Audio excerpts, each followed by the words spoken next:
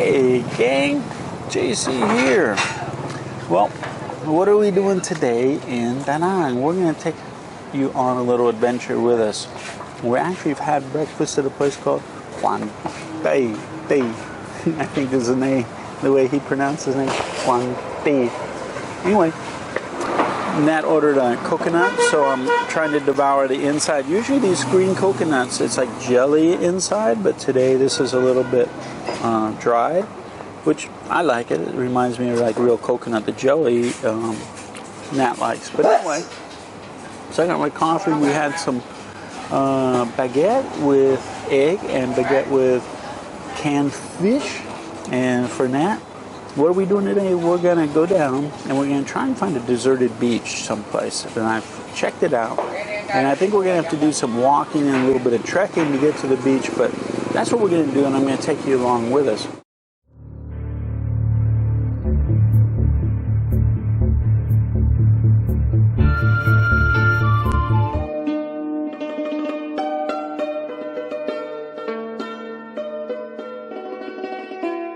So, we'll see if we can find this place today.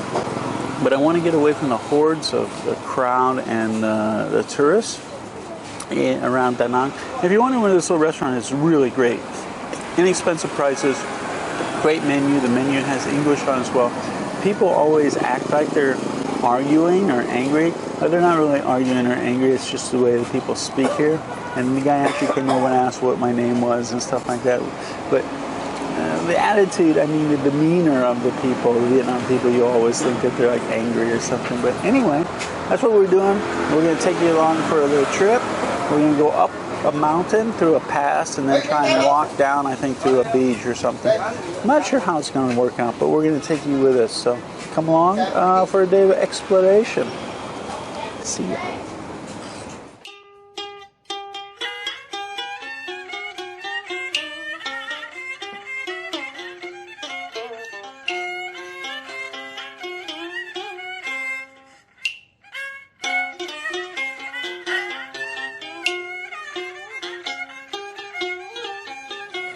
Okay, well, we found a parking space up on the mountain. I think we're at kilometer marker 85, 86, something like that. So we're switching into some hiking gear because this is a long way up and we got to go a long way down. So Nat and I have switched into some walking shoes from our sandals and stuff, and we're gonna see if we can venture down and find the beach. We'll see. They charged me 20,000 dong to park here, but I figured this is where we need to go because everybody's honking. Honking at nothing. There's not even another vehicle around. But anyway, there's a lot of vehicles parked here, but there's no people. So I'm assuming the people parked here and walked. A big assumption, but we're going for it. We're moving on that assumption. So we've got some water. We've got a little bit of sugarcane juice left for energy, and we're headed down to the beach.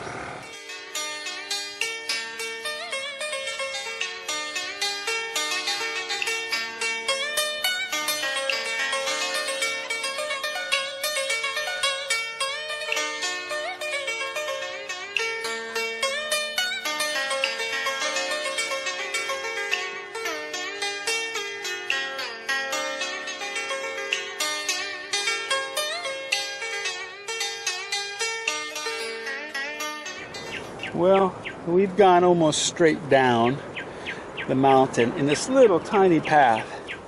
And when we parked the motorbike and the guy took the money for the parking, he sort of gave us a nod. I think that little nod he was giving us was to mean go up the road a little bit and there's a better path or something. I don't know, because for this one we hit a dead end. And we're probably 3/4 of the way down, straight down. Now we got to go where? That's right, straight up again. So luckily we didn't stray off the path too much when it came to an end, so we could find it again to go back up. But this wasn't the right way, and we don't speak Vietnam, the Vietnamese language, enough to ask by by no means go where. If we were in Thailand, I would have been able to ask where to go, but here it was a shot in the dark. Anyway, so we're headed back up to where the motorbikes park, and there's a lot of these spiny plants here that are just eating me up. Plus they have a lot of black ants on them, so I'm getting these thorns stuck in me and getting black ants all over me as well, as you can see. Anyway, back to the motorbike.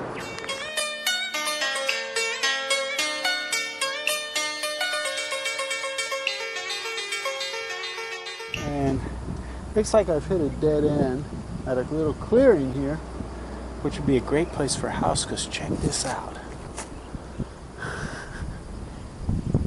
Great view up here. You see the city of Danang,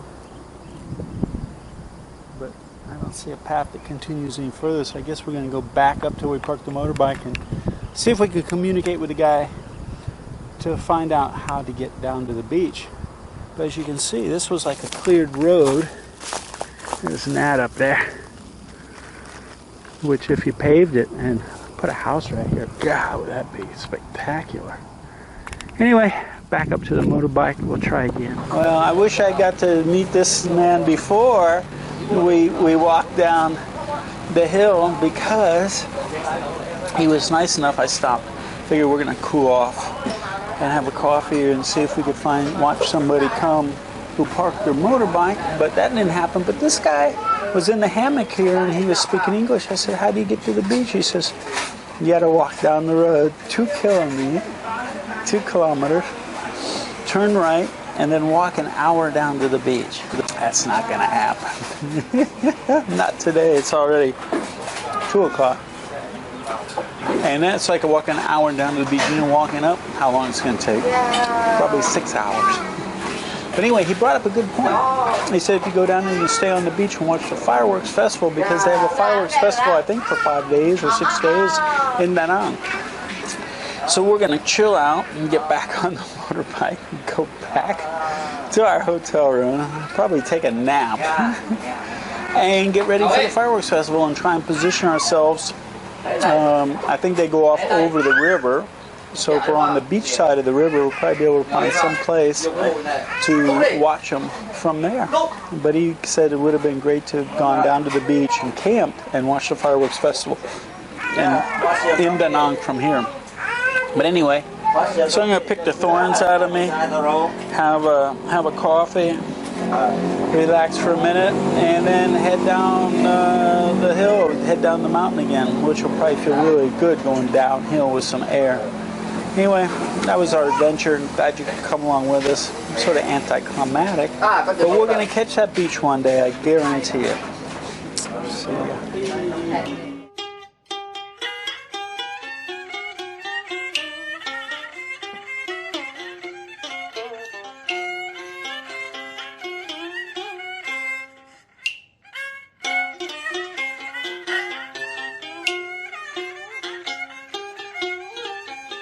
Well, guess what? We saw a little turnoff. We went up over the mountain to see where we would have gone if we'd gone the right way, and we just continued up over the mountain, over onto this peninsula. And then we saw a turnoff to the right, and I figured, well, maybe this will take us to the other side of the peninsula and the beaches. So we followed this road. It looked like it went into a park or something. We went long way. And guess what? Came to an end right here. We went nowhere. For an hour we drove on this road. Beautiful scenery though, but came to nowhere. Okay. I don't know if I told y'all that we rented a motorbike, and it was the equivalent of how much per day?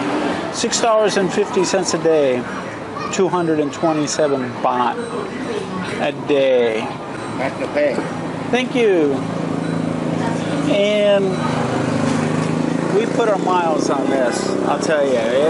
We've got our money's out of it. And I keep getting great coffee, because every time I order coffee and I'm with Nat, they bring 2. And of course, she doesn't drink coffee. It's good for me. We don't know how to say 1 coffee. Yeah, Nat says she knows how to say one. Well, how come we always get 2 coffees? I got to tell you, I don't know what it is in me, in my blood. It's like this sense of adventure. I've always had it. So instead, when we got to the dead-end road, instead of turning back to the left and going to Danang, we turned to the right as we came out of that little park and continued on this road because I could see from the top of this mountain these beaches, right? So we followed this down, and I got to tell you, if you've ever gone down the Pacific Coast Highway, that's what this road's like. If you ever get the chance, rent a motorbike or a car, if you can, but rent a motorbike and take the road from Danang to Hue. And you're going to go up over these mountains, and the scenery is spectacular. It's just like going on the Pacific Coast Highway in America along the California coast. And we're stopped to let our butts get some blood in them because they're numb. This little kid's playing hide and go seek with his buddy. And we stopped at a restaurant. If Nat shows you this restaurant, it's primitive. Show the restaurant. I think they fix motors and machinery here as well as watch TV, play hide and go seek, and serve food. And we stopped because we saw the sign out here, and they actually, believe it or not, they had a menu that had English on it as well. So we got mi jiao, which is stir-fried like egg noodles with, it said shrimp squid. So I don't know if it's shrimp squid or shrimp and squid. And I got another one that's a noodle dish that I think is going to be white noodles that are stir-fried as opposed to the egg noodles that are stir-fried with shrimp squid. So we'll see what shrimp squid looks like, but I'm letting we're decompressing from this Pacific Coast Highway run. And I swear to you, when we're finished eating, we're headed back to Danang because it's looking like it's going to rain. And it's already 4 o'clock, so by the time we get back, it'll be 6 o'clock. And then hopefully we'll be able to turn you on and show you the Fireworks Festival tonight, if Nat's still awake. So anyway, we're going to eat some food. I didn't even look at how much. Did you see the price? How much the price of the food was? 40 or 50,000 dong. We'll see. 2 coffees, 2 noodle dishes. We'll see how much it costs, but smells good, huh? She's cooking garlic. Oh, it smells good. Anyway, that's the deal. I can't tell you why we ended up here, but this view is spectacular. And they sell us some kind of pickled chilies. I see this on all the signs here. I guess it's a specialty of this place, and I see them everywhere selling this pickled chili. Am I? No. Matt doesn't want any pickled chili. But she's yawning. I think the camera's moving every time she yawns, so we'll cut this short. Maybe I'll give you an update. We're right on the road, so it's a little noisy as well. But we'll give you an update how much our meal costs in this gourmet restaurant.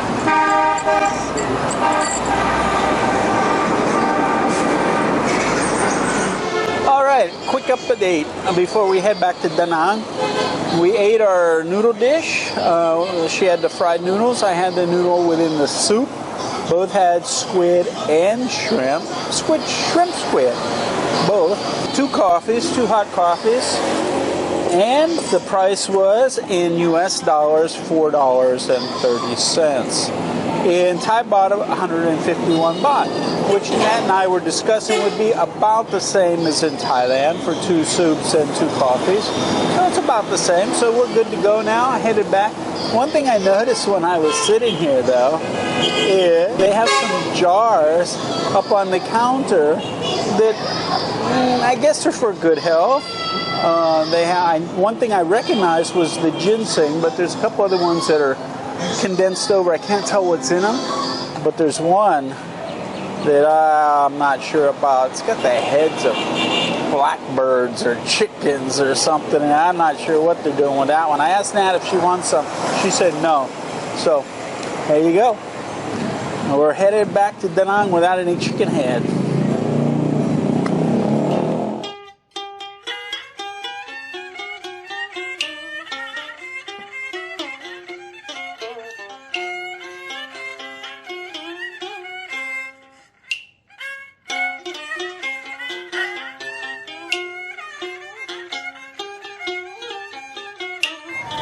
All right, well, we made it from our endeavor to try and find a secluded beach into town, showered up, and we had to be back out because today is Danang Fireworks Festival. So the fireworks should be launched here pretty soon. Somebody told me 8 o'clock, and we're on the river and with everybody else in Danang. And we'll see if I can get you some shots of the fireworks. I think there's a VIP here that's trying to get through. But we'll see if we can get you some shots of the fireworks as they go up. Should be great because they love color. So let's check it out. Let's see what we can get for some shots for you all of the Danang Fireworks Festival.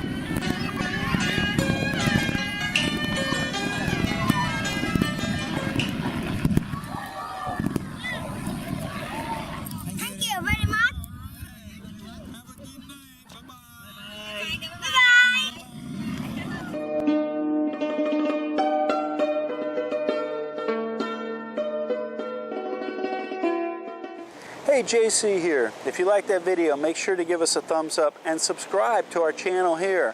Also, we have another video up here you're going to be really interested in watching as well. And if you're looking for all the details of how to retire in Thailand in one place, plus a group of people to support you, check this out over here. Give it a click.